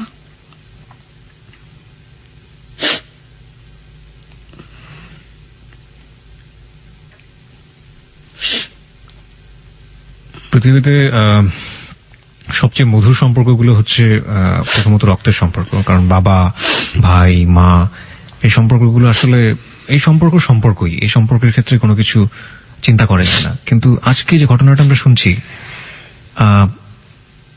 জীবন আসলে কখনো কখনো বোধহয় কোনো কোনো জায়গায় কোনো কিছুই, কোনো নিয়মকেই ক্ষমা করে না। আসলে এই ঘটনাটা আসলে সেরকমই একটা ঘটনা। আমরা কি আরো একটু সামনের দিকে যেতে চাই? আপনি যদি একটু নিজেকে সামনে রাখেন প্লিজ। প্রত্যেকটা মানুষের জীবনেই প্রেম ভালোবাসা আসে, আপনার জীবনেও কি এরকম কখনো এসেছিল? হ্যাঁ, আসছে। আমি আরেকটু কথা বলে নেই। জি। আমি কিন্তু এই যে বড় হয়েছি, কোথাও বেড়াইতে যেতে পারতাম না। আমার ভাইরা বেড়াতে যেতে দিত না, পিকনিকে যেতে দিত না, আমার আব্বাও এটার কোনো কিছু করতো না। কখনো বেড়াতে যেতে পারতাম না, কোথাও দাওয়াত হলে যেতে পারতাম না। আর প্রেম, আমি যখন ইন্টারমিডিয়েট দিব, তার কিছু আগে দিয়ে আর কি, আমার মানে প্রতিবেশী এক ছেলের সাথে আমার সম্পর্ক হয়। ওই প্রপোজাল দেয়, সম্পর্ক হয়। হওয়ার পরে আমি মানে শুধু ঠিক করতেছি যে আমি ওকে আমার ফ্যামিলি সম্পর্কে বলবো। জি। তো যখনই বলি তখনই বলে তোমার ফ্যামিলি দিয়ে বা তোমার কোনো অতীত দিয়ে আমার দরকার নাই, আমার ওগুলি দিয়ে কোনো কিছু দরকার নেই। ও তখন অনার্সে পড়ে। আচ্ছা। তা আমি আমার ফ্যামিলিতে জানাবো। ও অনেক গরিব ছিল, মানে আমাদের ফ্যামিলির তুলনায়। এখন আমার ফ্যামিলির ভিতরে কি এটা তো আর ও জানে না। জি। বাইরে থেকে তো মানে বড় লোকই। ও সবসময় বলতো যে আমি তোমার সাথে কোর্ট ম্যারেজ করবো, তোমার ফ্যামিলিতে বললে তো আমাকে বিয়ে দিবে না। পরে আমি বলছি না, আমি রাজি করাবো। তো আমার কিছু কথা আছে, এটা তুমি শোনো, তারপর ভালো লাগলে সম্পর্ক আগায়। বলছে না পরে। তো এই শুনে না যখনই বলতে চাই যে আমার একটু টাচ দেই, কিন্তু ওই যে জিনিসগুলি, ওগুলি সুযোগটা হয় না। আর আমিও মানে বলার যে ইয়াটা মনের, ওইটাও আমি সঞ্চয় ওই তখন সাহসটাও পাই না। যে মানে আমি তো একা, যদি ও চলে যায় তো আমি তো এরপরে তো একদমই একা হয়ে যাব। কত বছরের সম্পর্ক ছিল ওর সাথে? 2 বছর। ওকে। তারপর একটা সময় আমার মানে তখন আমার আব্বা তো মানে পড়াবেও না, বিয়েও দিবে না। তারপর ওরে আমি মানে ওই সময়টায় ওর সাথে যখন আমার সম্পর্কটা প্রায় 2 বছর কাছাকাছি, ওরও মানে অনার্স শেষ হয়ে আসছে, শেষই পরীক্ষা দিছে অনার্স, তখন ওকে আমি বলছি যে তোর সাথে কিছু কথা আছে, আজকে আমার কথা শুনতেই হবে। তা বলছে ঠিক আছে শুনবো। ওই সময় আমার একটা ভাই মানে যে কোনো কারণবশত আর কি একটু জেলখানায় যায় আর কি। ওই ভাইটার আমরা কখনো দেখতে পাই না, ওই তো সেম ভাই আমার, ওই ভাইরাই। ওইটা নিয়ে আমার কোনো মাথা ব্যথাও নাই, কিন্তু এটাও ও জানে আর কি, আমাদের একই এলাকায় যেহেতু ও জানে। জানার পরে তো আমি বলছি যে এই জিনিসটা নিয়েও কথা বলবো আর আমার ফ্যামিলি সম্পর্কে কথা বলবো। আর ও ঠিক করছে, ওর বাবা মাকে পাঠাবে আমাদের বাসায়। ফ্যামিলি সম্পর্কে কথা বলবেন মানে আপনি যে ভায়োলেন্সের শিকার হয়েছেন আপনার ভাইদের দ্বারা লম্বা একটা সময়, এটা আপনি বলতে চাচ্ছিলেন? এটা আমি বলতে চাইতেছি, কিন্তু আপনি সুযোগ পাচ্ছিলেন না। আমি সুযোগ পাচ্ছি না, আর ও শুনতে চাইতেছে না। আর দেখা তো আমি 4 মাস 5 মাস পর করতাম, এত মানে তাড়াতাড়ি দেখা করতাম না। তারপর মানে ওকে আমি একদিন, আর আমি দেখাও করতাম ওর সাথে, যে জায়গায় আমি বলতাম ওই জায়গায়। ওর ইচ্ছা মতো আমি দেখা করতাম না, কারণ আমি তো ছেলেদের বিশ্বাসই করি না। আর ওর সাথে সম্পর্কটা আমার সহজে হয় না, অনেকদিনই লাগছে। তারপর ওকে আমি বলছি যে তুমি যে মানে আমার কথা শোনো না, এখন আমি আমার মানে একটা কথা বলবো, তারপর তুমি দেখো কি করবা। আর ওই সময় কিন্তু এই যে আমার অনেক বিয়ের প্রপোজাল আসতো, আমি শুধু ওর জন্য সব বাদ দিছি। অনেক ভালো ভালো ছেলের প্রপোজাল আসতো, ওর জন্য সব বাদ দিছি। আমার ভাবিকে দিয়ে আমি বললেই রাখছি আমার ভাবিকে যে আমি এরকম একটা ছেলের পছন্দ করি। আমার ভাবিকে দেখাইছি, আমার ছোট বোনকে দেখাইছি, আমার মানে 2 ভাবিকেই দেখাইছি। তারপর আমার বড় ভাবি মেয়ে দেখছে বেশি, বলছে না অসুবিধা নাই, শিক্ষিত আছে, গরিব দেখে কি হয়েছে, আমরা একটা কিছু করে দেবো না। আর এভাবে আপনি কতদিন বাঁচবেন, এভাবে তো বাঁচা যায় না, বের তো হইতে হবে। তারপর মানে ওকে আমি বলছি, বলার পরে ও হঠাৎ করে আমাকে বলতেছে যে বলছেন মানে কি আপনি আমার যে লাইফে যে আমার ভাইদের দ্বারা যে আমরা নির্যাতিত হয়েছে আর কি, এই জিনিসটাই মেন আমার বলার। নির্যাতিত শব্দটা আসলে এখানে যায় না, এর চেয়ে বড় কিছু বলা উচিত। আমরা ঠিক জানি না শব্দটা আসলে কি হবে। ওকে, আপনি রেপের ঘটনাগুলো আপনি তাকে খুলে বলেছেন, এবং আপনার সহ আপনার বোনেরও ব্যাপারটা আপনি বলেছেন। পুরো ফ্যামিলিটার সম্পর্কে আমি ওরা টাচ দিছি যে বাইরে থেকে তো তুমি দেখো, এই তো বিয়ে হইলে কিন্তু আমার এটা না বললে তোমার এখনই আমি বলি, যাতে আমি তো এটা কখনো না কখন বলবোই, তোমার কাছে তো এটা আমি গোপন রাখবো না, যার সাথে আমার বিয়ে হোক। তো এই হইলো। হুম হুম। তা আমি যে ওর জন্য যে ছেলেগুলিকে মানে বিয়ে করি নাই, হুম হুম। যখন আমার বিয়ের প্রপোজাল আসছে এটাও জানে, এবং ও দু একটাকে দেখছো। ওই সময় ও আমার বলতেছে, দেখো আসলে আমি তো তোমার ভালোবাসি নাই, আমি তো একটা মেয়েকে ভালোবাসতাম।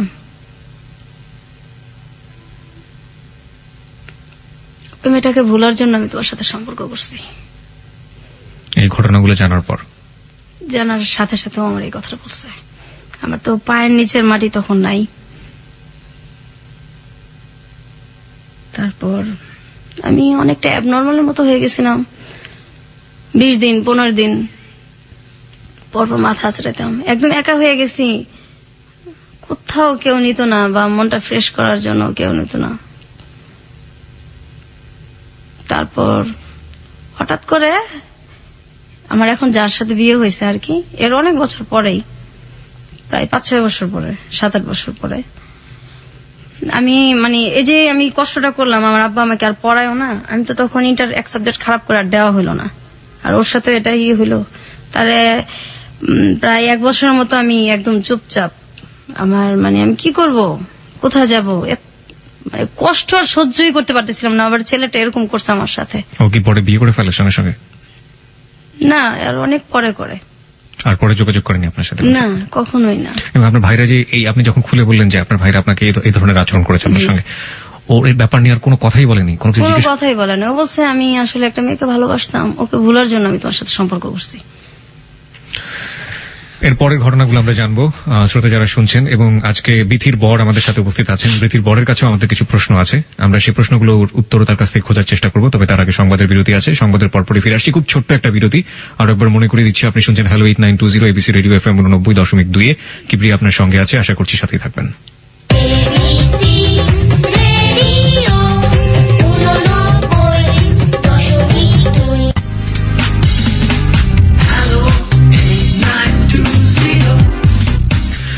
হ্যালো 8920 তে আরো একবার স্বাগত। 1:04 হচ্ছে সময়। কিবরিয়া আপনার সঙ্গে আছে, আর আপনি শুনছেন আপনার প্রিয় স্টেশন এবিসি রেডিও FM 89.2। এই হ্যালো 8920 হচ্ছে আপনার গল্প বলার প্ল্যাটফর্ম, আমরা বলি এটাকে। এবং আপনি আপনার জীবনের গল্প এখানে বলতে পারেন। এখানে আমরা কোনো কাকতালীয় অধিভৌতিক কোনো গল্প বলি না, এবং আপনি আপনার জীবনে যেটা ঘটে গেছে সেই গল্পগুলো এখানে বলবেন। এবং সেই গল্প থেকে যারা আমাদেরকে শুনছেন, লাখো লাখো শ্রোতা, তারা বিভিন্ন শিক্ষা নিয়ে থাকেন। আজকের গল্প থেকে আমরা কি শিক্ষা নেব? প্রত্যেকটা মানুষেরই আসলে এখানে ব্যক্তিগত একদমই আপেক্ষিক একটা ব্যাপার যে আসলে কি শিক্ষা নেব। তো আমি একটা শিক্ষা ব্যক্তিগতভাবে নিয়েছি এবং নিব, সেটা অনুষ্ঠানের শেষের দিকে বলবো। আর একইভাবে বিথি আজকে আমাদের সাথে আছেন। ছদ্মনাম বলছি, তার আসল নামটা বলা সম্ভব হচ্ছে না আমাদের পক্ষে, এবং আসল জায়গাটাও বলা সম্ভব হচ্ছে না। সে কি শিক্ষা নিয়েছে তার ছেলেমেয়েদের ক্ষেত্রে, সেটাও আমরা জিজ্ঞেস করব। আর এই ফাঁকে আপনাকে আরেকবার একটু মনে করিয়ে দিতে চাই, আমাদের অনুষ্ঠানে আপনি অংশগ্রহণ করতে পারেন। 24 ঘন্টা একটি নাম্বার খোলা রয়েছে আপনার জন্য, 91156668। আবারও বলছি 91156668। এই নম্বরে ফোন করে আপনি আপনার নাম এবং আপনি আপনার সেল নাম্বারটি ধীরে স্পষ্ট করে দিয়ে আপনি যা বলতে চান বলবেন। যে কোনো ধরনের প্রতিক্রিয়া হতে পারে, যে কোনো ধরনের কথা হতে পারে, কিংবা আপনি যদি এখানে অতিথি হয়ে আসতে চান, কি গল্প বলতে চান আপনার জীবনে সেটা বলতে পারেন, এবং আপনার সাথে আমরা যোগাযোগ করবো। হতে পারে আগামী সপ্তাহে আপনি এখানে আমাদের অতিথি হয়ে আসবেন। এছাড়া ফেসবুকে আমাদের অতিথিদের সাথে যোগাযোগ করতে, অতিথিদের যে কোনো ধরনের সাহায্য করতে, অতিথি প্রোগ্রাম সম্পর্কে অনুভূতি জানাতে, যে কোনো মন্তব্য করতে, আপনি ফেসবুকে একটি পেজ রয়েছে হ্যালো 8920, সেটাতে আপনি যোগ দিতে পারেন। আপনাকে যেভাবে খোঁজ করতে হবে, RJ Kibria, RJ space KEBRIA, not KIB, ঠিক আছে? আরজে স্পেস KEBRIA, ওখানে আপনি জয়েন করতে পারেন এবং আপনার যা প্রতিক্রিয়া আছে আপনি সেটা জানাতে পারেন। এখন পর্যন্ত আমরা যেসব প্রতিক্রিয়া পেয়েছি, মানে হঠাৎ করে যদি বলা হয় যে পৃথিবীটা ধ্বংস হয়ে গিয়েছে, এবং তারপরও মানুষ অবাক হবে না, এত বেশি অবাক হচ্ছে। এবং আমিও ঠিক এতটাই অবাক হয়েছিলাম যখন আমি বিথিকে ফোন করেছিলাম, বলেছিলাম যে আপনি আসলে কি বলতে চেয়েছিলেন, আপনি একটু বলেন। আমি স্পিচলেস, যেটাকে বলে, আসলে বাকরুদ্ধ হয়ে গিয়েছিলাম। আমরা ঘটনার এখনো শেষের দিকে না, আমরা একটু সামনের দিকে এগোতে চাই। বিথি, সেই ছেলেটা তো আপনার জীবন থেকে চলে গেল, তার 4-5 বছর পরে আপনি বিয়ে করলেন। জি। যাকে বিয়ে করলেন সে আমাদের সাথে রয়েছে এই মুহূর্তে, আপনার বর। এটাও কি আপনার লাভ ম্যারেজ ছিল? না, এই বিয়েটা হলো কিভাবে? বিয়েটা হলো যে আমাদের মানে ও হচ্ছে আমার দুঃসম্পর্কের আর কি এক আত্মীয়র ছেলে, এক দুঃসম্পর্কের এক খালার ছেলে আর কি। তো আমরা যখন ওদের সাথে আমাদের কোনো সম্পর্কই নাই, আচ্ছা যেন খুব ছোট 5-6 পড়ি, তখন সম্ভবত ওদের বাড়িতে আর কি সম্ভবত না একবার গেছি আমি আর আমার মানে বড় ভাইয়ের মেয়ে। তখন আমার বড় ভাই তো খুব ছোটবেলা বিয়ে করে ফেলছিল, ওটা বলা হয় নাই। তো ওর মেয়েটা আর আমাদের কিন্তু মানে বয়সের বেশি পার্থক্য না। আচ্ছা তারপর যাই হোক ওই ভাস্তিটা আর আমার ভাস্তিটা তখন খুব ছোট, মানে ও কোলেই নেই এরকম আর কি। ওরা নিয়ে গেছি, যাওয়ার পর তো ওই সময় ও সম্ভবত 9-এ পড়ে, 9-এ কি 8-এ পড়ে। ওই সময় গেছি, যার পর এই আর কখনো যাওয়া আসা দেখা সাক্ষাৎ হয়নি? না না, ওরাও কখনো আসে নাই, আমরাও কখনো যাই নাই। হুম হুম তো ও নাকি ওই সময় দেখে আমাকে ভাল লাগছে, ওই 9-এ পড়া অবস্থায় আর কি, ওইটা সে মনে রাখছে আর কি। তো এর মধ্যে হয় কি, আমি মানে আমাদের গ্রামে যাই একদিন বেড়াতে, যাওয়ার পর আমার যে মানে চাচাতো মামা, ওটা সম্পর্কে ওরও মামা হয়। তো ওই মামা আমাকে আর কি বলতেছে যে তোমাকে মুখ আর কি আত্মীয়র ওই মানে ওর পরিচয়টা দিছে। আমি তো চিনি না, কারণ আমি ছোটবেলায় একবার গেছি। জি তাহলে তো আমাকে খুঁজে কেন, সে কি জানি এমনি জিজ্ঞাসা করলো। আমার মাথায় তো আর কিছু আসে নাই, কারণ আমি তো তারে চিনিই না, ছোটবেলায় একবার দেখছি, ওটা তার মনেই নাই। তারপর হঠাৎ করে একদিন আর কি উনি ফোন দেয় আমারে যে আপনার নাম কি? হ্যাঁ আমার নাম এই। ওরা আমার নাম বলার পরে আমি চিনতে পারি যে আপনার সাথে আমার কিছু কথা আছে। যে বলেন। না আমি তো কথা আসলে ফোনে বলবো না, আপনার সাথে আমি দেখা করবো। আমি দেখতে এত খারাপ, আপনি আমার সম্পর্কে ভাই হন তো এমনি থাক না, কারণ আমি তো আপন ভাই দিয়ে ঘৃণা করি, আর কিসের খালাতো ভাই কিসের কি ভাই শব্দই আমার কাছে নাই, তো আপনি আমার সাথে কেন দেখা করবেন? সে একটু কাজ আছে আমার মানে আমি দেখা করবো না আর কি। তারপর অনেক দিন আমাকে মানে অনেক দিন ফোন করছে, প্রায় 2 মাসে ফোন করার পরে, খুব রিকোয়েস্ট করার পরে তারপর আমি ঠিক আছে আমি দেখা করবো আপনার সাথে। হুম হুম তারপর আমি দেখা করছি, করার পর উনি বলছে যে আমি আসলে আপনাকে তো সেই ছোটবেলা দেখছি, তো আমি তখন থেকে ঠিক করে রাখছি আমি বিয়ে করলে আপনাকে করবো। বলছে না আমাদের ভাই বিয়ে করা যাবে না, আমি বিয়েটা করবো না, কারণ বিয়ের শব্দটাও ঘৃণা করি। ছোটবেলা ওই যে আমার একবার বিয়ের ইয়েটা হয়েছে, তারপর থেকে বিয়ের শব্দটাও ঘৃণা করি, আর আমি এগুলির মধ্যে নাই, আর বিয়েটা করবো না। আর আমার আব্বা তো মানে বিয়ের টাকা খরচ হবে, বিয়ের মধ্যেও নাই, আর আমার তো তখন মানে বিয়ের না, আমার তখন আমি কাঁদতেছি যে আমি পড়বো, পড়াশোনা করবো। হ্যাঁ আমার যে পড়া গ্যাপ গেছে, আমার যে একটু বয়সটা বাড়ছে, ওইটা আমার কিচ্ছু যায় আসে না, লজ্জাও লাগে না। আমি মেন হলে আমি পড়বো, তখন আমি পড়ার জন্য কাঁদতেছি যে কেউ যদি আমার সাহায্য করে তখন আমি পড়বো। তেমন যে আপনি যদি পড়তে চান তা ঠিক আছে আমি পড়াবো, কিন্তু আমি আপনাকে বিয়ে করবো। ঠিক আছে আপনি বিয়ে করবেন, আমি তো বিয়েটা করবো না, এরকম কথাটা তো বলে চলে আসি, আর কথা হয় না। তো উনি আমার অনেকদিন ফোন দেয়, ফোন দিতে থাকে। এক পর্যায়ে আমি আমার ফোনটা মানে সিমটা আমি চেঞ্জ করে ফেলি। আমার ওই মামা তো আমার মানে আমার গ্রামে আমার ওই মামা আমার ফোন নাম্বার গুলি তো সবসময় নিত, ওনার সাথে আমার সবসময় কথা হতো। ওনার আমি বলছি যে আপনি ওনাকে কিন্তু কখনো আমার নাম্বারটা দিবেন না।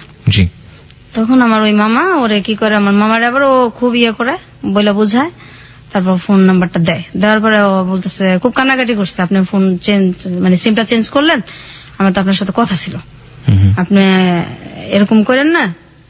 পরে আমি দেখেন আমি বিয়ে করবো না। অনেক রিকোয়েস্টের পরে তখন আমি বলছি যে আমি এরকম একটা মেয়ে, আমি আপনার বিয়ের যোগ্য না। তো বলছে আমি আপনার যোগ্য না, কারণ আমাদের দিক থেকে আর্থিক অবস্থায় ওরা মোটামুটি একটু কম আর কি, আর আমি যে ধরনের ছেলে পছন্দ করি আপনি সেটার মধ্যেও পড়েন না, আমি বিয়ে করবো না। আমি বিয়ে যদি করি আমার যেমন পছন্দ এমন করবো না, আমি করবো না। আবার এদিক দিয়ে মানে খুব চিন্তা করতেছি যে যদি সে আমার সত্যি পছন্দই করে, বিয়ে করতেই চায়, তাহলে আমার এটা শোনার পরে যদি সে ভাল লাগে তাহলে আমি চিন্তা করে দেখবো। আচ্ছা কারণ আমিও এইভাবে আর বাঁচতে পারতেছিলাম না, আমার আর এইভাবে বাঁচা সম্ভব না। আমি এর মাঝে একবার এন্ডিল 2 বার মুখে নিয়ে আমি ফালাই দিছি, একবার ছোটবেলা আবার বড় হইয়া আত্মহত্যা করতে গিয়েছিলেন। তারপর আমি মাঝখানে আমি কিন্তু নেশাও করতাম, এটাও আমার বলা হয় নাই। আচ্ছা কি নিতেন আপনি? আমি ফেন্সিডিল খাইতাম, আমার এক বান্ধবীর সাথে প্যাথেডিনও নিতাম। প্যাথেডিন পেতেন কোথায়? আমার ওই বান্ধবী নিয়ে আসতো। এগুলো নিতেন কেন? ভাল লাগতো না, বাসায় ভাল লাগতো না থাকতে। আচ্ছা ও বলতো যে এগুলি নিলে এগুলি খাইলে কষ্ট ভোলা যায়, তো ওর সাথে এটা আমার বলা হয় না, কথা প্রসঙ্গে আমি বলতেও চাই না এই জিনিসটা, এখন ঠিক আছে পরিষ্কার হোক, সবকিছু পরিষ্কার হোক। হ্যাঁ তারপর আমি যে এই যে বান্ধবীদের সাথে যখন ঘুরতে যেতাম, আমি তো চাইতাম না আমার বাসায় আসতাম, আমার ইচ্ছা করতাম আমি রাস্তায় পড়ে থাকি। আমার বাসাটা আমার দোজকের চাইতেও খারাপ লাগতো, রাস্তায় পড়ে থাকি, আমার বাসায় ভালো লাগতো না। তো এই জিনিসগুলি আমি ওনার সব বলছি ফোনেই, এবং আপনি এই যে রেপের কাহিনী সব বলছি ওনাকে। আমি আমার কিচ্ছু বাকি রাখি আর কি, আমার ফ্যামিলির, আমার যে একটা প্রেম করছি, সব বলছি। বলার পরে উনি হাসছে, বিশ্বাস করে নাই। বলছে না এগুলি কি মানে তুমি হয় না। আমাকে বিয়ে করতে চাও না সেজন্য এগুলো হ্যাঁ, বলছো? তুমি আসলে রাজি না তো, এর জন্য এরকম করো, তোমার এগুলি কিছু আমার যায় আসে না, আমি তোমার বিয়ে করবো। পরে বলছি না এগুলি সব সত্যি। তারপর যখন আমি খুব কান্নাকাটি করছি তখন উনি আর কি বিশ্বাস করছে এক পর্যায়ে। করার পরে বলছে যে এগুলি আমার কোনো কিছু যায় আসে না, আমার তোমার ভালো লাগছে, আমি বিয়ে করবো, বাস করবো। তা আমার বাড়ির কেউ রাজি না, আমি বাসায় এটা জানাইছি ব্যাপারটা, আমার বাসায় কেউ রাজি না। আমার ভাবি, দুই ভাবি তো আমার মানে আমার মায়ের ভালোবাসা আমার দুই ভাবির কাছ থেকে আমরা পাইছি। আচ্ছা। মা বলতে আমার ওই দুই ভাবি। অনেক যদি রাগারাগিও করি, মানুষ তো বাবা মাকে এটা মানে বাবা মায়ের সাথে বুঝায়। জি। তা আমার ভাবিদের সাথে রাগারাগি করলেও তারা কখনো আমাদের সাথে রাগ করে থাকে না। আমার দুই ভাবি আমাদের রাগ কষ্ট সব বুঝে এবং বুকে আবার তুইলেই নাই, ভাবিরেই নাই। তারপর আমার ভাবিদেরকে আমি বুঝাইছি যে এইভাবে কতদিন আমি বাঁচবো, আমার এইভাবে বাঁচাও সম্ভব না। এই ছেলেটা এরকম, সবাই বলতেছে যে ছেলেটা পড়াশোনা বেশি করে নাই, আবার আমাদের সাথে আর্থিক দিক দিয়েও যায় না, এটা কিভাবে হইব। ফার্স্ট দেখেন এইভাবে আমি তো আর থাকবো না। আর ওর ছেলেটা আমার এত মানে চাইতেছে, তো কেউ রাজি না, কাউরে মানে আমি বাসার কনভিন্স করতে পারতেছিলাম না। তারপর এক পর্যায়ে ও আমার কিভাবে জানে আমার বড় বোনের হাজবেন্ডের ফোন নাম্বার নেয়, ওনার সাথে মানে খুব যোগাযোগ করার পরে উনি আমার আব্বাকে আর কি খুব রিকোয়েস্ট করে, উনি ওর সাথে দেখা করছে, কথা বলছে, বলছে যে ছেলেটা যেমনই হোক, ছেলেটা ভালো, আপনি দিয়ে দেন, বিয়ে দিয়ে দেন। আর এদিকে আমিও আমার মানে বাসায় বলছি। তারপরে এক পর্যায়ে বিয়েটা হয়। তো বিয়ে হওয়ার পরেও মানে আমি ওদের বাসায় অনেক কষ্টে ছিলাম, এখন তো একটু আলাদা হয়েছি। ওর মা আর বোনের, ওর বাবা নাই। আচ্ছা, আমি এই প্রসঙ্গে আসতে চাই, আমি একটু আপনার বরের কাছে যেতে চাই। আপনি অনেকক্ষণ ধরে বসে শুনছেন এবং মাঝে মাঝে চোখ মুছছিলেন ওর, আপনার ওয়াইফ যখন কাঁদছিল। আপনি যে এই যে ওর ব্যাপারগুলো জানলেন এবং জানার পরেও আপনি ওকে বিয়ে করেছেন, সাধারণত এরকম হয় না, যেমন যাকে সে 2 বছর ধরে লাভ করেছে এবং সেই ছেলেটাও জীবন থেকে চলে গেছে এটা শোনার পরে, এবং কোনো প্রশ্নও করে নাই যে আসলে কি, জাস্ট কেটে পড়ার জন্য সে বলেছে অন্য একটা ছেলেকে মেয়ে লাভ করেছে। তো আপনি কেন তাকে বিয়ে করলেন? আমি করলাম তার কারণ হচ্ছে আমি আসলে তাকে ভালোবাসি, ছোটবেলা থেকে দেখছিলাম একবার, তারপর থেকে আমার মনের মধ্যে ওর জন্য একটা জায়গায় তৈরি হয়েছে। তো যে কথাগুলো ও আপনাকে বলছে, আপনি যখন মানে প্রথম যখন ও কথাগুলো আমাকে বলছে, আমি তো বিশ্বাস করতে পারিনি। এটা বিশ্বাস করার কথা না, জি, কারণ বাবা মা এরকম হয় বা ভাইরা এরকম করতে পারে, এটা তো ভাবাই যায় না। আমি প্রথমে শুনে তো প্রথমে এটা আমি ওইভাবে নেই না, আমি প্রথম ভাবতে পারছি যে ও আমাকে পছন্দ করে না, বিয়ে করতে চাচ্ছে না, এই জন্য হয়তো আমাকে মিথ্যা কথা বলতেছে।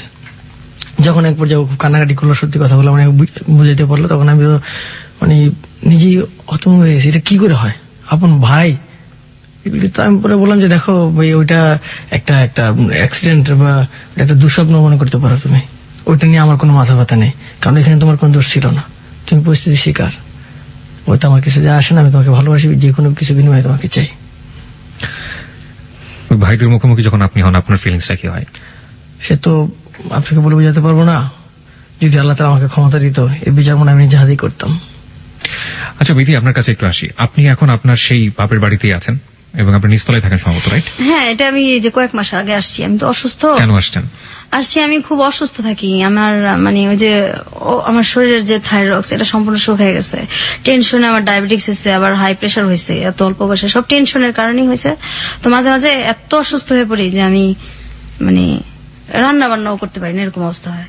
তো কাছে থাকলে আমার 2টা ভাবি আছে, ওনারা খুব ভালোবাসে, ওনারা আমাকে দেখে। আপনারা যে বাসাতে থাকেন সেখানে কি আপনাদেরকে ফুল ফ্যাসিলিটি মানে যে সুযোগ সুবিধাগুলো দেওয়া হয়, মানে আপনার শ্বশুর কি দেয় সুযোগ সুবিধাগুলো? না না, না, না। সুবিধাগুলি কোনো সুযোগ আমার নেই? ভাইদেরকে যেভাবে দেখতো আগে থেকে ওইভাবেই দেখে। আর আমি তো এই বাসাটা যে ভাড়া নিছি, আমাকে ভাড়াও দিবেন আমার বাবা। মানে আপনাকে ভাড়া দিতে হয় নিজের বাড়ি? অবশ্যই, আমার ভাইরা থাকে 2 ফ্ল্যাট নিয়ে, ভাইরা 2টাও থাকে, তারা কারেন্টের বিলও দেয় না বা ভাড়া তো প্রশ্নই আসে না, যেখানে বিলটাই তাদের কাছ থেকে নেওয়া হয় না, কিন্তু আমার কাছ থেকে সবই নেওয়া হয়। এবং আমি যে ভাড়াটা নিছি এটা অনেক রিকোয়েস্ট করে নিছি, আমার আব্বা আমাকে এখানে ভাড়াও দিবে না, আমি খুব রিকোয়েস্ট করে খুব কান্নাকাটি করে তারপর ভাড়াটা নিছি, আমাকে দিবে না এখানে ভাড়া।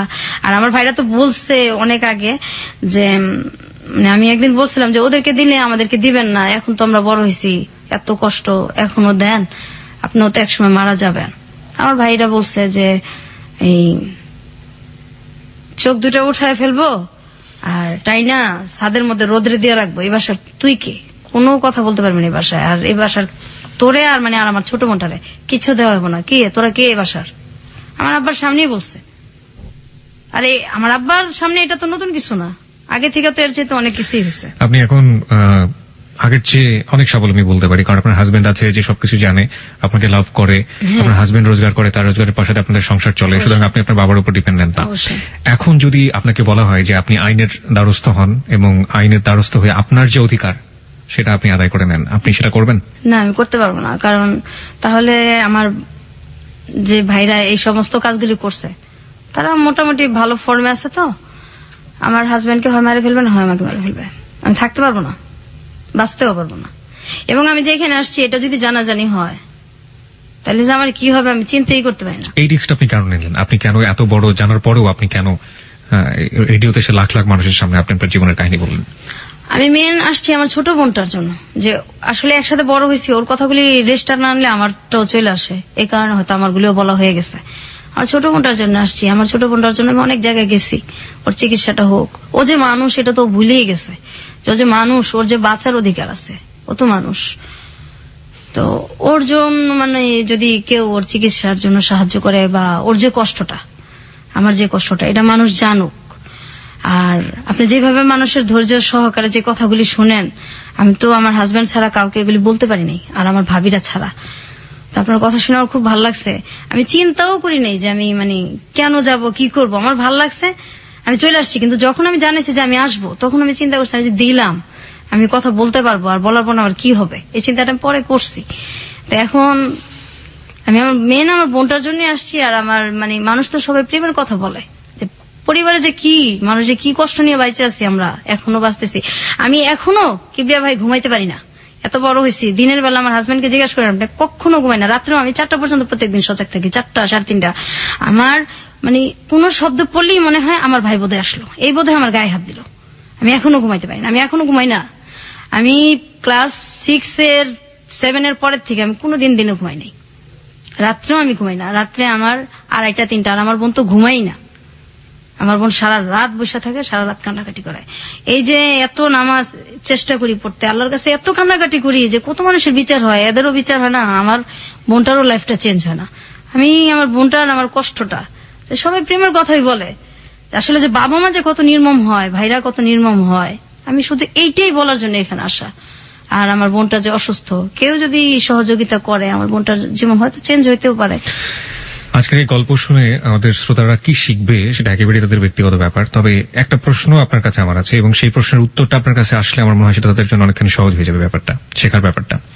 আপনারা এখন পর্যন্ত নিঃসন্তান দম্পতি, জি, আপনাদের সন্তান হয়নি, এবং নিশ্চয়ই ভবিষ্যতে পরিকল্পনা রয়েছে আপনাদের সন্তান হবে, ফুটফুটে সন্তান হবে। আপনার পরিবারে আপনি ছেলে মেয়েকে কিভাবে মানুষ করবেন? আসলে আমরা তো বাচ্চা নিতেছি না, আমি অসুস্থ বিধায় খুব অসুস্থ থাকি। আর আমার থাইরক্সের সমস্যা আছে যেহেতু, এই কারণে আবার ডায়াবেটিক্স আছে। আমি তো নিজেই অসুস্থ, বাচ্চাটা আমি কিভাবে পালবো, আমার মা নাই। তো তারপরে বাচ্চাটা নেওয়া যায়, আমি নিতেছি না, অসুস্থ। আর যখন আমি আরেকটু সুস্থ হব তখন যদি বাচ্চা নেই, আমার বাচ্চা আমি তো এভাবে মানুষ করবো না। আমি আমার আর্থিক অবস্থা যেমনই থাকুক, কিন্তু আমার বাচ্চাকে আমি বুঝতে দিব না যে ভালোবাসার অভাব। এটা তো একটা দিক। একটা হচ্ছে ধরুন আপনার পরিবারে একটা ছেলে থাকলো এবং একটা মেয়ে, একদম সমানভাবে দেখবো। আর আমার ছেলে এরকম ভাবে আমি বড় করবো, সে যে কুদৃষ্টিতে তাকাবে এর প্রশ্নই আসে না। আর যদি সে করে এরকম, তার ক্যারেক্টার যদি এরকম হয়, আমি বাড়ি থেকে বের করে দিব। This track was downloaded from FusionBD.com. আমি একদম বাড়ি থেকে বের করে দিব, তার কোনো পরিচয় আমি কখনো দিব না। গল্পটা এখানেই শেষ। আপনাদের দুজনকে অনেক অনেক ধন্যবাদ। আপনাকেও ধন্যবাদ। আমি শুধু একটা জিনিস এখানে মেসেজটা দিতে চেয়েছিলাম, যে আসলে কি করা উচিত। যারা অন্যায় করে, যারা অন্যায় করবে, তা সে যেই হোক না কেন, যেই হোক না কেন, নিজের সম্পর্কের হোক বা যেই হোক না কেন, অন্যায়ের বিচারটা যেন সেখান থেকে হয়।